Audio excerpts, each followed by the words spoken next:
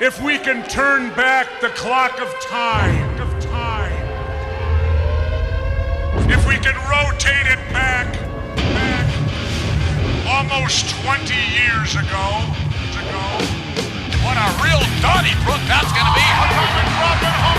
Nicely executed and down to the canvas. Here comes, all hell's going to break loose now. Anything moves here.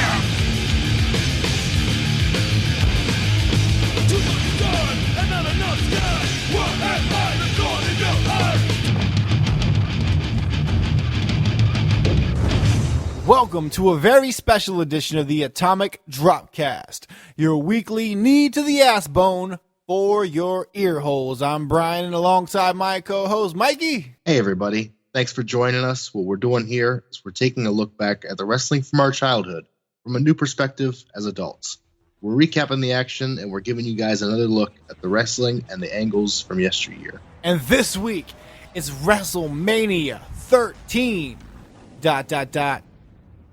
Heat broadcasted live on pay-per-view March 23rd, 1997.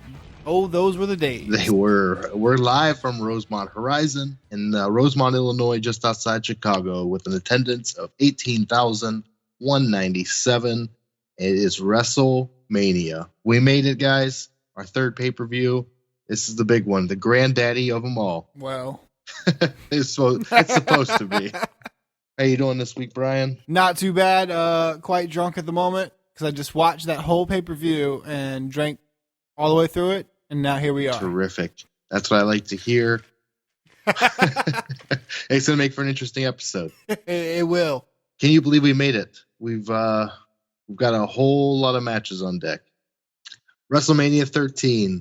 Guys, we've got all the matches we gave you last week on the lead-in. We've got a 4-way elimination tag match that we didn't know we were going to see. Ooh. Oh, shit. We get a lot of fun stuff here. And a lot of not so much fun stuff. Oh.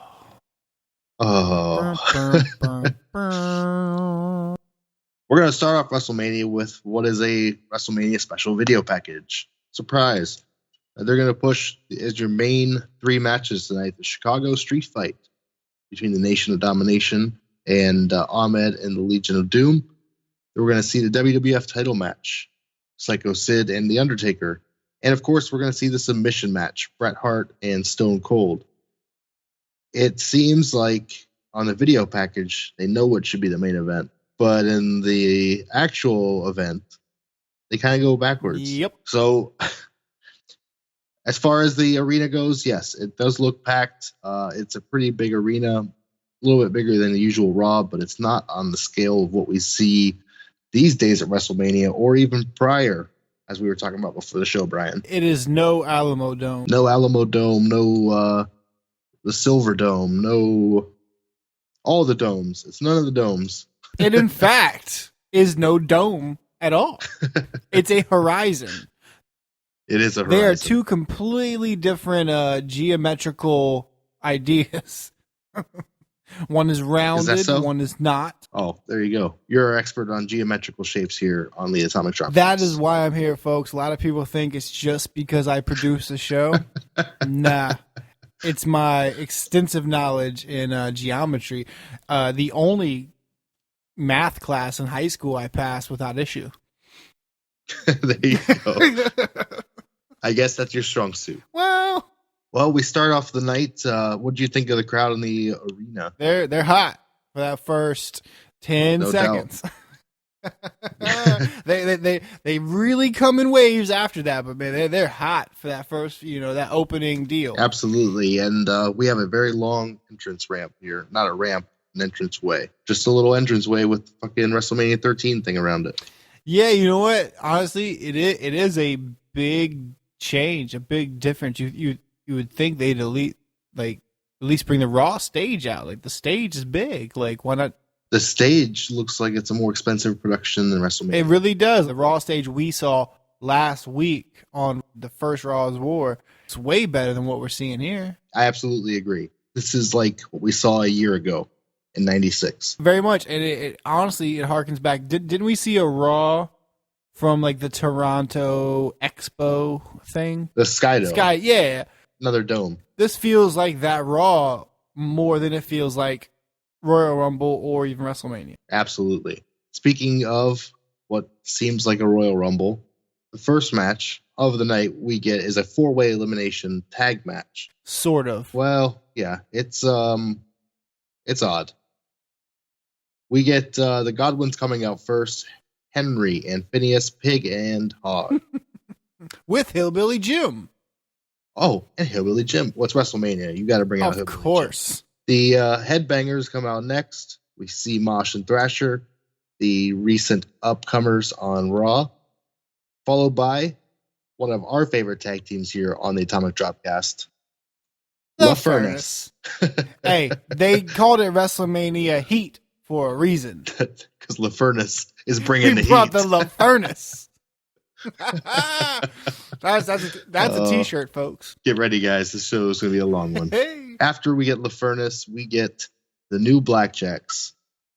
And that is your four tag teams. The new BJs. The new BJs. After we get a video clip of some old BJs. And a promo from said new BJs. There's a lot of BJs. There's a lot of BJs going around here at the beginning of WrestleMania. I don't know what you have on that BJ's promo, but not anything. So BJ Wyndham just does some normal wrestling stuff, promo wise. And then it's followed up by the genius of BJ Bradshaw. Big guys line up, little guys bunch up. Come get some, cause the Blackjacks, ride again. What? What the fuck does any of that mean? Oh, you gotta be from Texas to understand that. The great state of Texas. He's speaking great state of Texan. Oh man, I was like, what? Like, he had me so confounded at big guys line up, little guys bunch up, and then all of a sudden out of nowhere, like a non sequitur, come get some. What? He's trying to match the other big guys in WWF and their promos. Well, yeah, exactly. Keep in mind when the guy on top is Syntax Sid. I mean, hey, everyone's looking at like, all right, so that's what we got to do. Talk like a retard. All right. Monkey see, monkey do. That's it. So they explain the rules of this match with the video screen. Never a good sign. No, because you know it's going to be convoluted if they have to explain it.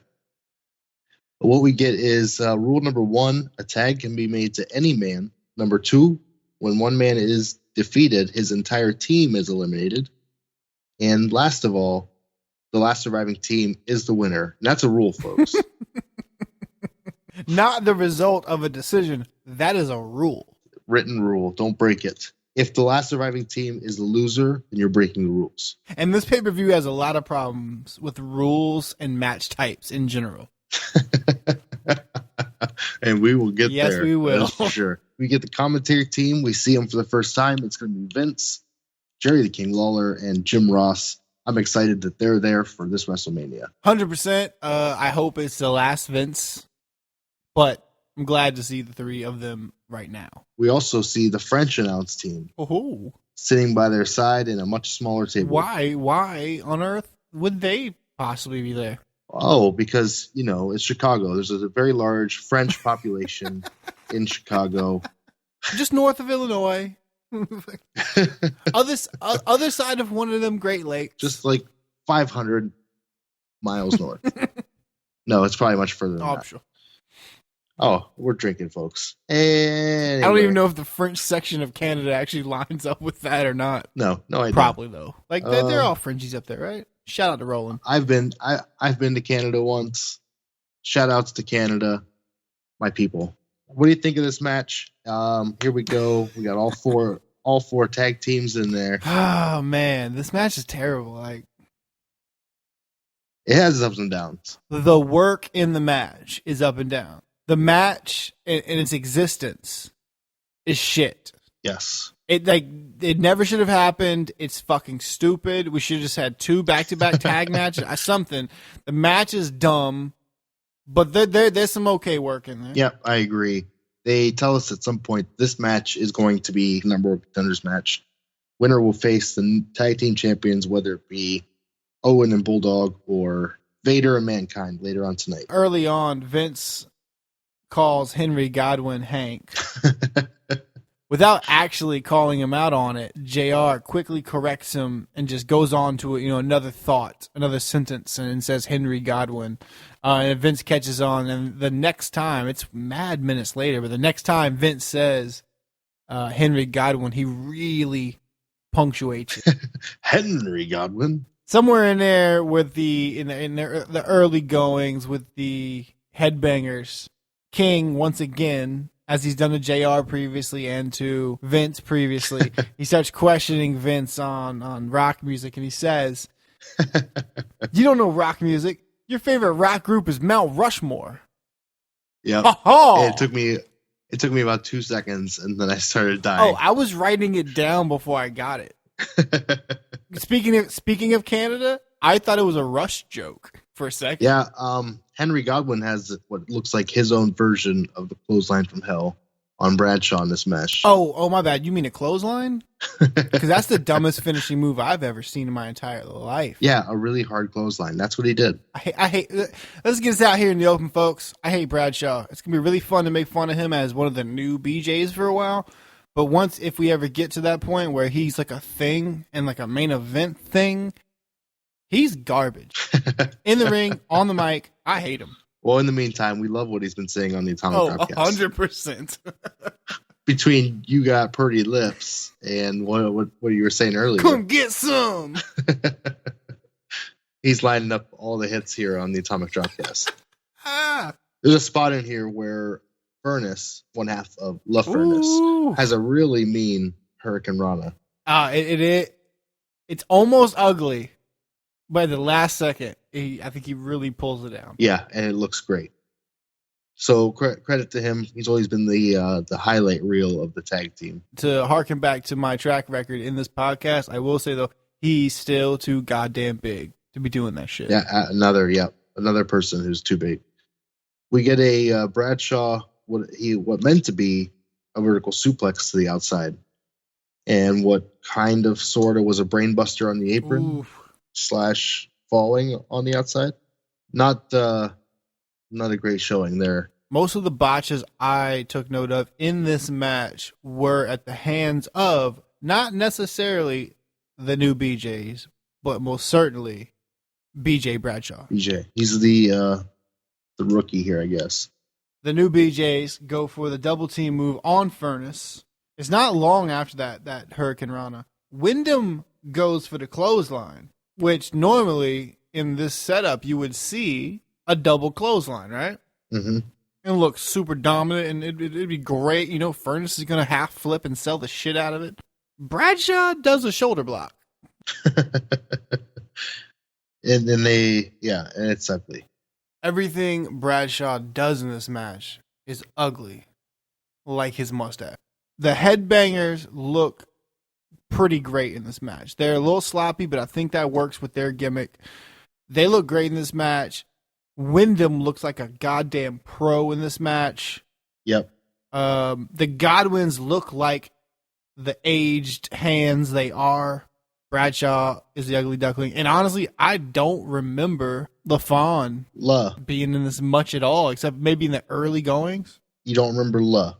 I don't remember him either. Be more memorable, bro. He was in there to take some bumps, I guess, maybe. Just you and Kevin Kelly need to get together with a support group and just come up with some ideas. Called Anonymous. So, no, I agree with you. The headbangers look great. Pretty quick here. Bradshaw throws a referee on the outside when he's trying to break up a fight between him and Furnace. And somehow, so the Blackjacks, the BJs, get disqualified. Makes sense. He pushed the referee. I get it. Somehow they're saying LaFurnace got counted out, even though they were outside with the group. Yeah, somehow the referee that took the mean bump that caused the DQ was able to still keep a mental count in his head. Mm-hmm. In other words, folks watching at home, this clusterfuck of a match meant nothing. So LaFurnace got LaFucked. That's all I'm saying. So they get disqualified for one reason or another. At one point they say DQ, another point they say count out. Who knows? We're down to the Godwins and the Headbangers. And at that point, it's pretty obvious the Headbangers are going to go over, which is the case. And pretty solidly at that. Like, once that dumb shit's out of the way, it's yeah. It gets a little bit better. Yeah. Imagine that. There is one good thing about being a dumb guy from Arkansas, you know. What is that?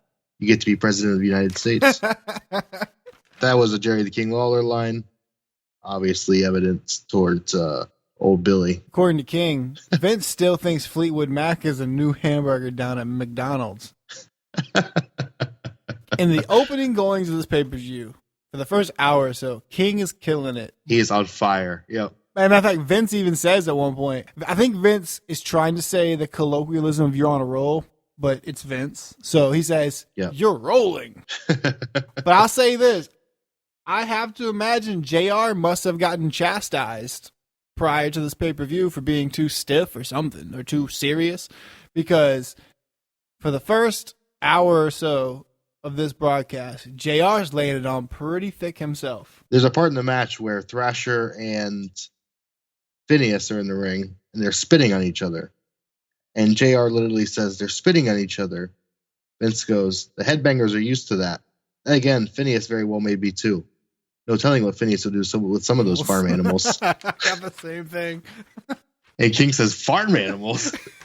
And they quickly try to move on. But King won't let it go.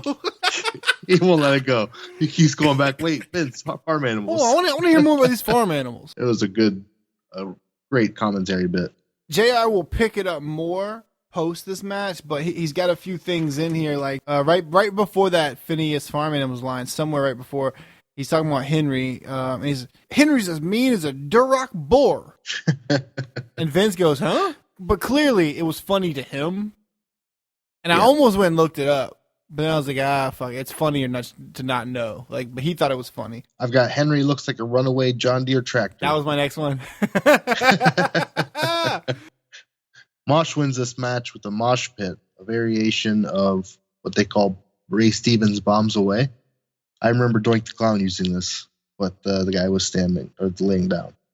Oh yeah, that big like kind of like legs out, ass bump to the chest, fall down deal. Yeah, that's what I call it. I don't remember the Headbangers being this high flying, but it was fun. I agree.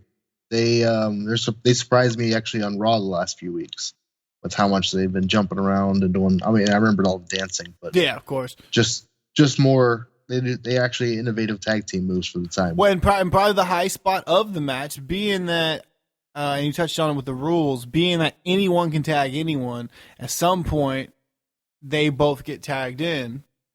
Yep. The commentary sounded like they have to fight each other. They have to. No, they fucking don't. Yeah.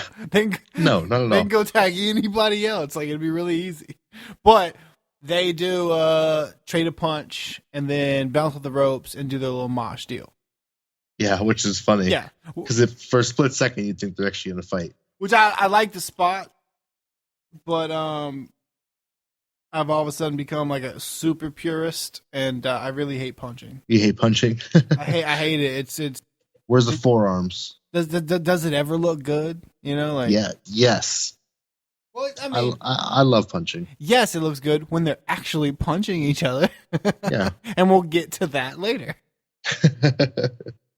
After the match, we know now that the Headbangers will face someone tomorrow night on Raw, which we will cover next week on the Atomic Dropcast. You know you're in full swing of the Monday Night Wars when your opening match to fucking WrestleMania is to set up a title match the next on week Raw. Next night on Raw. And it's not like that's going to be the main event of Raw. Come on, tag team wrestling hasn't been treated well in 20 years.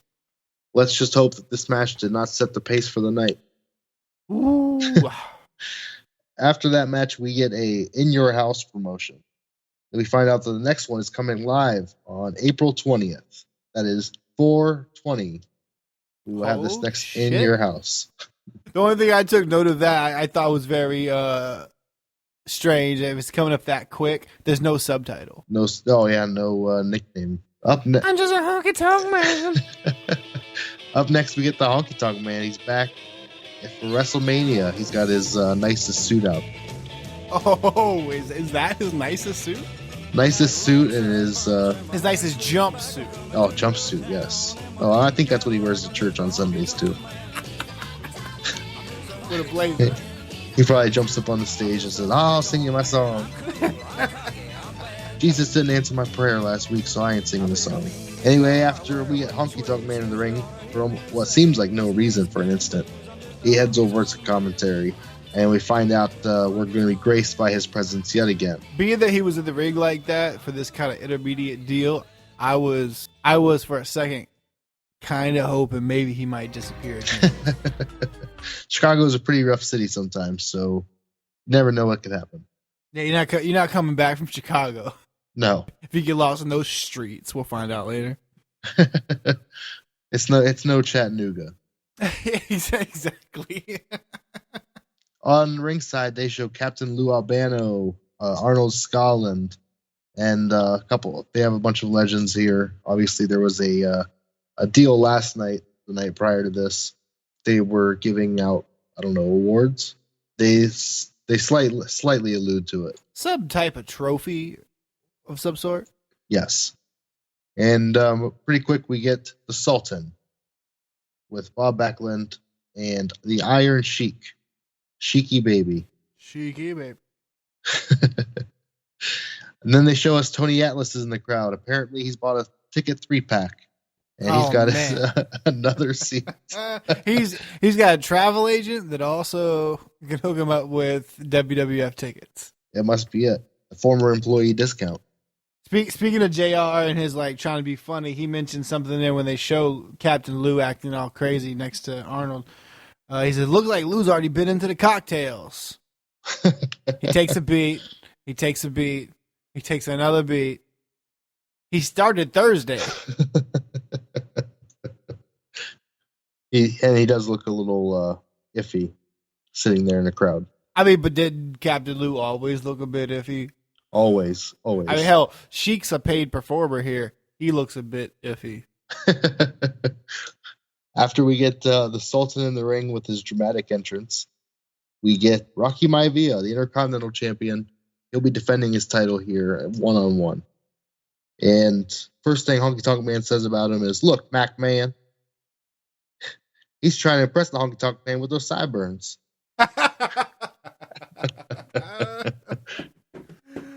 King goes on a rant about how lucky Rocky Maivia is. He told me he had a lucky rabbit's foot. I said, "Rabbit's foot's lucky? What happened to the rabbit?" Wasn't too lucky, I guess. You have JR already trying to go funny. You have, of course, the king of all jokes, the king. Yes. And now you got just a honky tonk man. I mean, this is it's a good match, but this is a riot. This is an all-star team on commentary. Oh yes. So we're watching the match, and the girlfriend says, "I can't believe that's going to be The Rock." And I said, "That's because he's evolving, just like I'm evolving, and eventually I'll evolve from Mikey to the Mike."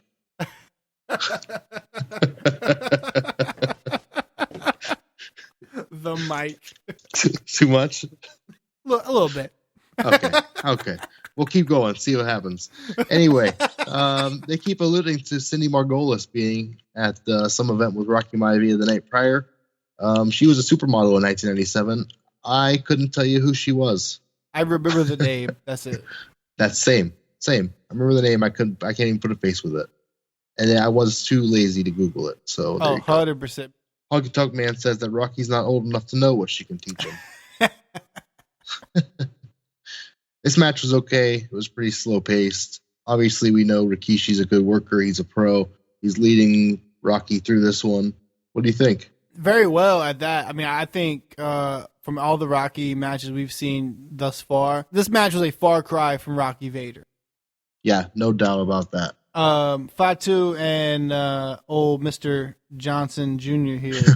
It was slow at points. I think the biggest fatal flaw in this match is the Sultan is working like a big man. And that's fine, because he kind of is. But he doesn't have the height.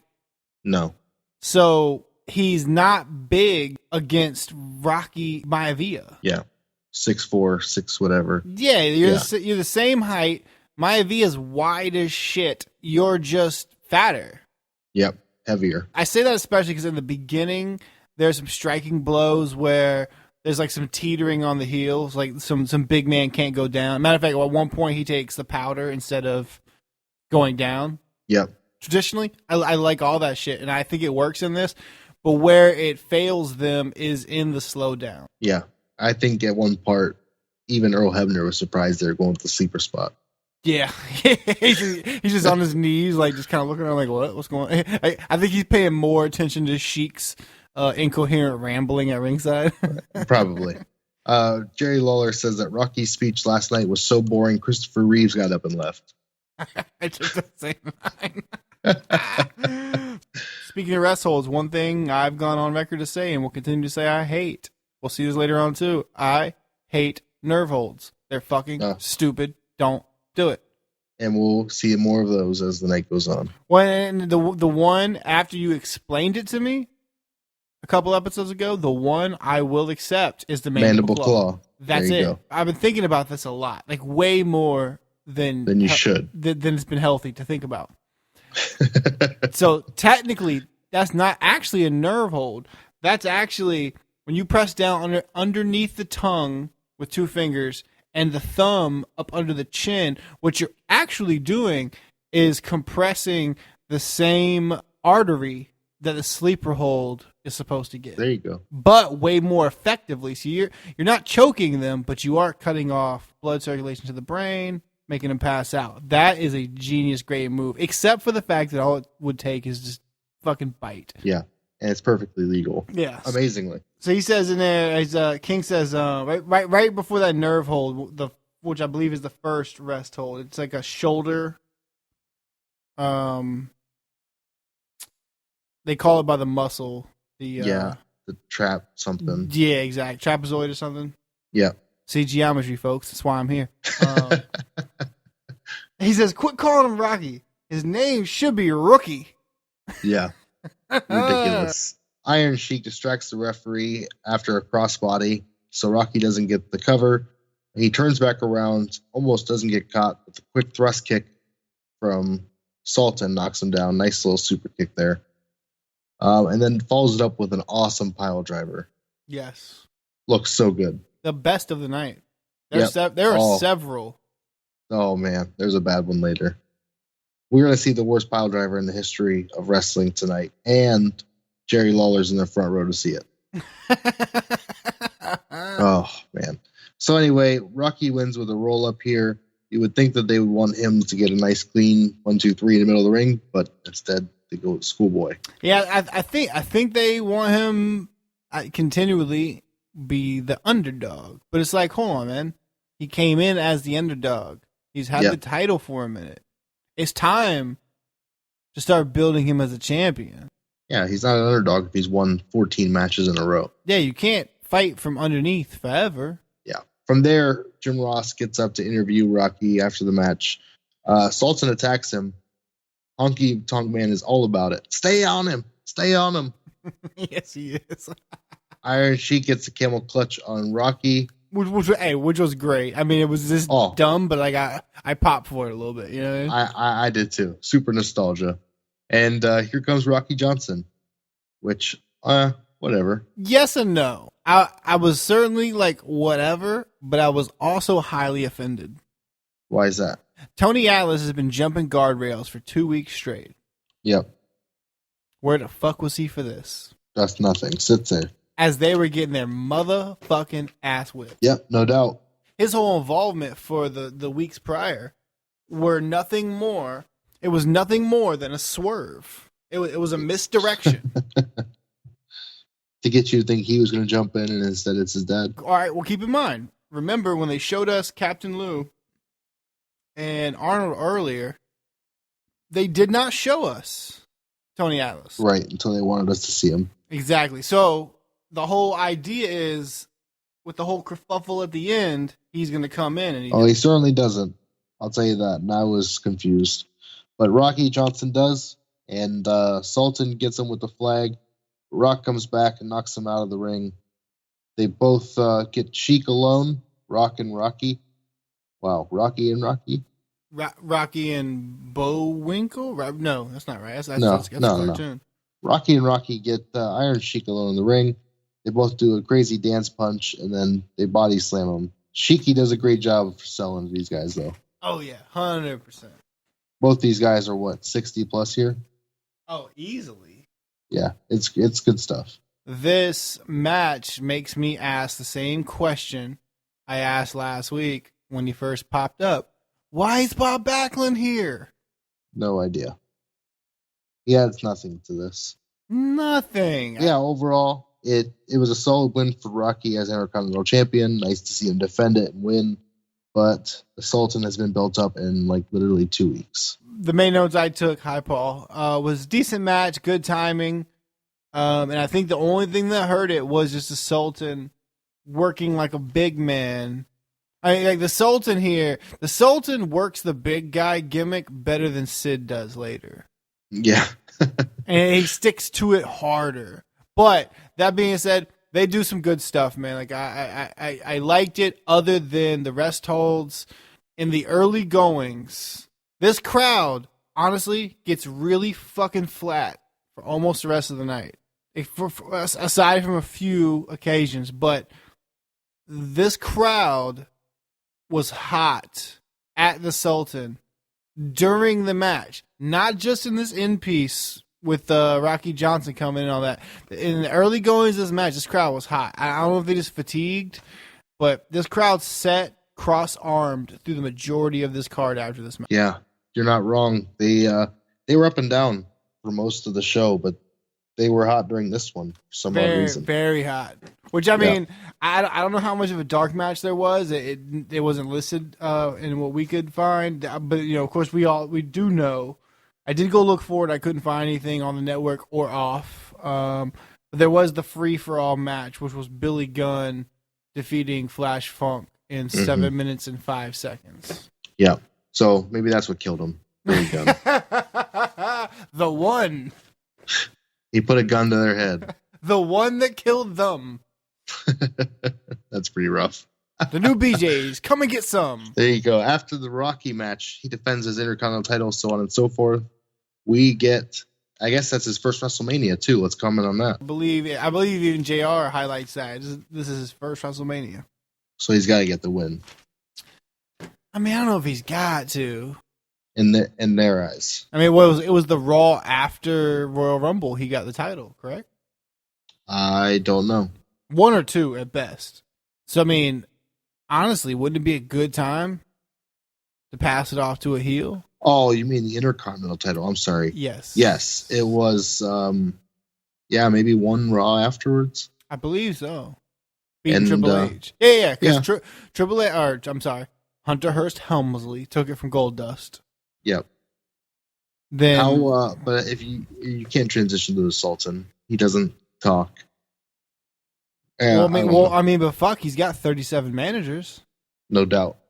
I'd love to see Rocky versus Mankind or somebody here. Yeah, I mean, from what I remember, which I love this part of it. From what I remember, we may see completely different. He will eventually drop it, of course, but he'll just flounder even as a champion. He will be the epitome of the title won't make the guy. Right. Until the heel turn and he goes with the nation. Yep. You're absolutely right. And I think we've already started to see it. Mm-hmm. People are already chanting Rocky sucks. We get Todd Pettengill in the back with special referee Ken Shamrock.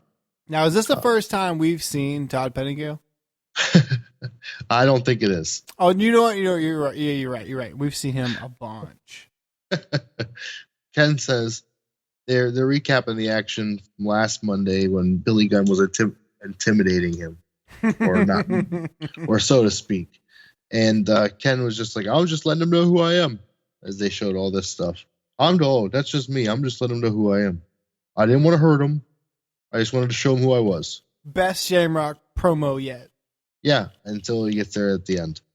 You know, I'm just here as to be a referee, and that's what I'll do, and I won't be intimidated. Thank you. After we get away from Ken Shamrock, we get an interview with Hunter Hearst Helmsley in China. And Doc Hendricks. Triple H. I can't do Doc. You try Doc. Triple H. Sorry. I like it. It's always on the up. Like it's what is your relationship with China? Yeah, it's a little southern, but it's always like a little bit up. Like, so what is your relationship with China? It's very salesman-y. It's the exact thing you would get if you mixed the radio veteran Todd Pettengill with a Freebird. Yeah, exactly. Doc asks Triple H what's his relationship with China, and Hunter responds with, "You don't need to know anything about it." Fair enough. Great promo. He says, "Can you take Goldust straight up?" He says, "I can take him one-on-one, and I will. But Marlena better be good at running, because you had your chance with me, and now China will be at ringside." First time we have seen her in any type of actual ring gear. Hunter Hearst Helmsley's weird little H deal on the front and like fuchsia. Yeah. Black pleather leather kind of ring gear stuff. Like she's wearing pants ish, but yeah, it's not just spandex workout bikey. Normal stuff. Yep. So we get Triple H's entrance here, and King follows up with, "She was such an ugly baby. She was breastfed by her father." I wrote down the same one. King's on fire at the beginning of this pay-per-view. Early on, we get our first atomic drop. Oh, shit. How did I miss it? It's a reverse atomic drop. Oh, yeah, Triple H, right? It's Triple H, yeah. Well, Goldust does it to Triple H. Oh, that's new. Yeah, nice spot right afterwards where Triple H gets his arms tied up in the ropes on the outside, and Goldust has at him. And we're talking about working punches. I think Goldust has some pretty good ones. Well, see, because he does that Kane Undertaker uppercut deal. Uppercut, yep. Yeah, and then by the time he gets there, it's like more of a slap, so it's a good sound. I like those. I really do. The ones he hits here are pretty nice. Oh, yeah. Honestly, I really enjoy this match. Me too. One of my favorites on the show. So at one point, Hunter opens up the bodysuit of Goldust for his chops. And the sound is picked up. Yep. Crazy on the mic, to the point where I rewound it once. Like, did someone at commentary fart? But it's a nice touch to the match. Apparently, Goldust likes taking his clothes off at WrestleMania. He did the prior year with Roddy Piper, and here he is again. In the end, Goldust hooks Triple H for the curtain call, but China is near Marlena, so he drops him and goes to help her. He pulls her up on the apron. Hunter from behind with the running knee to the back of Goldust, which pushes Marlena into China, and China ragdolls her again on the outside. Back on the inside, Goldust gets turned around, pedigreed, covered, 1, 2, 3. Love this match. 100% second best match on the card. I agree with you. I believe this match should be the orbit the Intercontinental title rotates in. Yes. And it should have been the semi-main event. Ooh, wow. That's high praise. Well, mostly because the world title show was a shit show. It really was.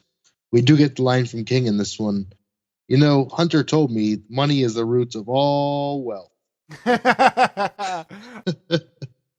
King said, Goldust has to wear, much like you, McMahon, a wig to get hair like Hunter. And Vince responds, which, not a great King line. Granted, King is the master of one-liners.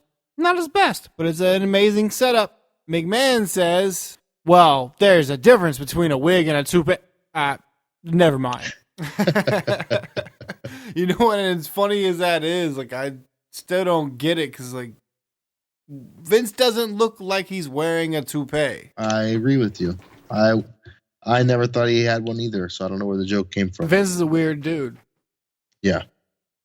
Speaking of weird, we see Shawn Michaels doing the America Online deal where he's typing one word a minute, one finger at a time, or as we can affectionately call it, the Vince McMahon boner segment. Oh, man, does he get giddy like a schoolgirl at the sight time. of Yes. Shawn Michaels. I think in Vince's head, his name is Shawn McMichaels. McMankles. McMichael. Yeah, no, Vince always, you bring up his name or show his face, and there's a smile. There's the wink. There's the nod. So up next, we get the WWF World Tag Team title match. Owen Hart and the British Bulldog will defend against Mankind and Vader with Paul Bearer. JR's to interview the Bulldog beforehand. Owen says that JR is still drumming up trouble. They're both claiming to be the leader of the tag team. It's a funny bit, but it seems like it's getting old. It really is. I mean, we've commented on it heavily. We've been seeing this nonsense since Royal Rumble 1997, and nothing's really changed except they use it as a catalyst to finally fire Clarence Mason.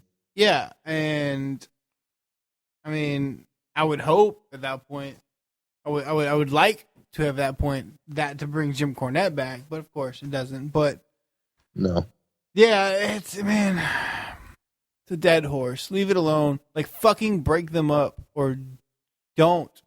And we know they're not going to because Brett's been pissing his pants for fucking 6 weeks now. We know where it's going. Yeah. We see Stu and Helen Hart in the front row. King makes fun throughout. Keeps saying that Stu is asleep and he just ordered a Geritol on the rocks. Just they're not paying attention. They're all drugged up. They're old, so on and so forth. Helen's wearing some beautiful antique jewelry. She got it when it was new. Yeah, he's starting to fade out here. I will say, man, I don't know that Helen is... Stu seems like the guy that would never smarten up his wife. Yeah. And she seems old enough to not really know what's going on. But Stu is just dead in the face. Like, nothing that is happening, whether it be right in front of him or not, nothing affects him. Like he no-sells anything and everything going on in this match. Yeah, absolutely. You look at him like 3 or 4 times and it's the exact same position. All you get is when the camera moves toward him, he turns to it all creepily and then turns back. Stone faced again. It's the weirdest fucking thing. He does it throughout his entire match. He's like a security camera. Yeah, you will not see the same reaction later. No, certainly not. Overall, pretty good match. Mankind and Owen and Bulldog is always fun. Vader and Bulldog like to hit each other really hard, so that's fun. Vader loses his mask 3/4 of the way through. I thought it was pretty interesting he doesn't try to put it back on. I wonder if he's having issues with it or just fuck it, it's already off. How long ago was he busted open? I mean, I see a scab on his head still, but that's off mask. But as far as where he was busted open from Final Four, I wonder, that was an eye, right? Like yeah, like corner of the brow. So I wonder if that's like completely healed. So maybe it's tender and like the rubbing. So once it comes off, he's like, fuck it. I didn't see it come off. I looked down, looked back up, it was off. I didn't see it. I didn't see it come off either. I just, same with you. I looked up and suddenly he's in the corner and he's not wearing a mask. To me, this match once again, they hit on some stuff I've said 100 times. The enziguri is stupid. Vader's timing is generally a tiny bit off. Way less in this match than others. One of my King lines is talking about Vader. King says, I think the only time he's seen 90210 was on the scales. What is that? 90,201 pounds. Yeah. That's crazy weight. No doubt. JR continues his attempt to be witty and funny. And I forget the exact context, but he's talking to King, and King says something about could be the British Bulldog and this and that. He says something about the Queen of England or something other. And JR says, well, your favorite queen's RuPaul, I heard. It gets a laugh from Vince, doesn't it? Oh, yeah. You go, oh. Yeah. Classic. Yeah, and the only thing else I got is the Mankind Bulldog powder during the Mandible Claw. They get knocked out of the ring. It was brutal. Yeah, it was pretty cool. And it was pretty nasty. Yeah, it didn't look like a nice clean fall at all. No, it's good. It's wrestling.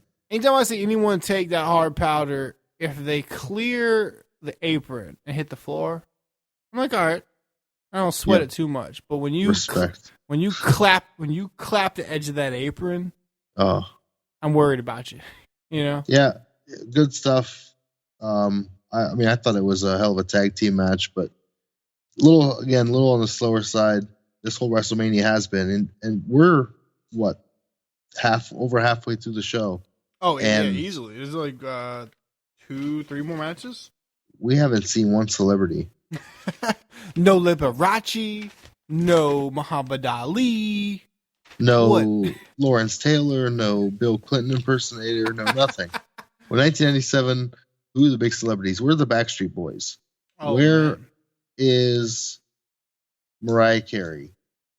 Where is making way more money somewhere else? Where is Bill Nye the Science Guy? Oh man, would that have not been super over? Oh, it would have. So we're stuck with this shit. No celebrities. We're through this tag team match. Owen and Bulldog will end up retaining on what is a double count out. See, that's my biggest problem with this. Yeah. After 16 minutes, he couldn't handle 10 more seconds. Yeah, it's all for naught. Yep. The match that decided the number one contenders was a big nonsense deal for nothing. And then here we are with a title shot for nothing. And again, mention it at the top of the episode. I understand we're in the era of the Monday Night Wars. It's all about ratings. And Vince's whole, it's World Wrestling Federation. Anything can happen. Right. Yeah, sure, man. But come on. Motherfuckers, I don't know what WrestleMania cost back then, but I know generally WWF pay-per-views were $39.99. Mm-hmm. In your houses were either $14 or $19.99. They were the cheaper. So maybe regular pay-per-views are $29.99, and then WrestleManias would be $39.99. I know this. I couldn't afford them, and the few people I knew whose parents would buy them shit like that, they wouldn't buy no goddamn WrestleManias. I never saw one WrestleMania unless it was 6 months later when that VHS was at Hollywood Video. This was the first one I saw on pay-per-view, so first pay-per-view, first WrestleMania. But didn't your parents get into it? Yes. Like watching? There you go. So that's the thing. Parents aren't going to spend $40 on some shit their kids want to watch. Right. But if they're into it and the kids are into it, win-win. Oh, my thing is, I'm going to tell my kid, hey, I'm doing this for you. And in reality, I want to see it. You're getting brownie points and paying for something you want to see. Exactly. Yeah. And now you can pay for it all for $9.99. But with that's the real rub. It's funny for me to have watched this year's Elimination Chamber the night before watching 1997's WrestleMania. Because honestly, The Elimination Chamber felt bigger. Wow. Like you said before, this feels like a big Raw. It doesn't feel like It certainly does. pay-per-view. It's a big Raw with all the titles on the line. Yeah. So after the World Tag Team title match, we get the promo for Bret Hart and Steve Austin match. The big build-up, the big video package that they've just started doing, that we get Todd Pettengill talking over it. I don't know if Todd Pettengill really gives the voice that's needed for this feud. He does not. It at the very least should have been the voice from the opening promo. That dramatic World Wrestling Federation. That guy, you know? Yeah. Or the WWF voice of Germany. Well, yeah, of course. Or Russia or Ethiopia. I mean, in any of the other worldwide Wrestling Federation voices, not Morning Zoo Radio. Todd Pettengill. So we're going into Bret versus Austin. We're finally here. We've talked about this match from the day we started the podcast. We got hype for it at WrestleMania when we saw the tease, and even Final Four when we got them together. This has been building nonstop, and what a great build it's been. Oh, and speaking of teases, we're going to do something a little bit different here. This would be over a 2-hour episode. We've gotten close before, but we like to keep them around an hour. So WrestleMania 13 is actually going to get broken up into 2 parts. And believe you me, the second part is, well, I mean, it's mostly better than the first part. Let's say this. Second part has Austin versus Hart. So it's way fucking better than the first part. We'll be back next week with part number 2 of WrestleMania 13 : Heat. This is the Atomic Dropcast, and for Mikey, I'm Brian. Drop some knees. Awesome asses.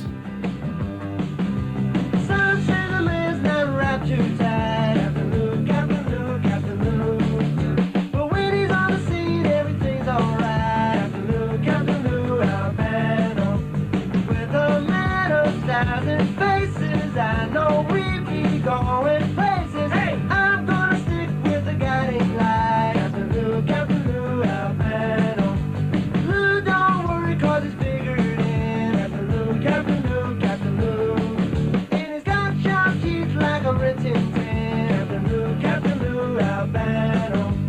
With a man of 1,000 faces, I know we'll be going places. Hey, we'll stick with the life to thick and thin. Captain Lou, Alabama.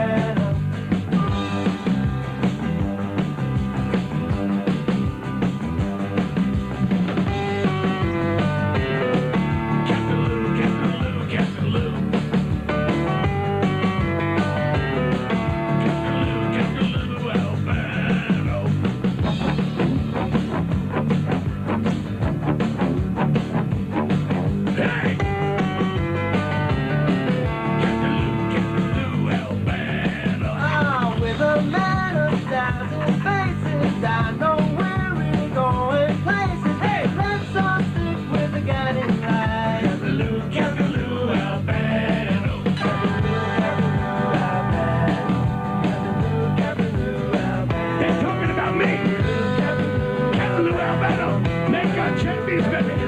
12 tag team champions. I take them, I mold them. Look, it's charisma. It's pandemonium. It's psychedelic pandemonium. I am the guiding light. Where's that? Yeah, Captain Lou, Alabama. 80%, 60% of the net, 80% of the gross, 45% of the beat, 72% of the weight, 83% of growth, 87% of that, 60% of what, 40% of growth, 32%, 22%, 17%, 19%, 12%, 8%, 8%, 60%, 12, 9, 8, 2, 4, 5, 6, 3. Sound off. All right.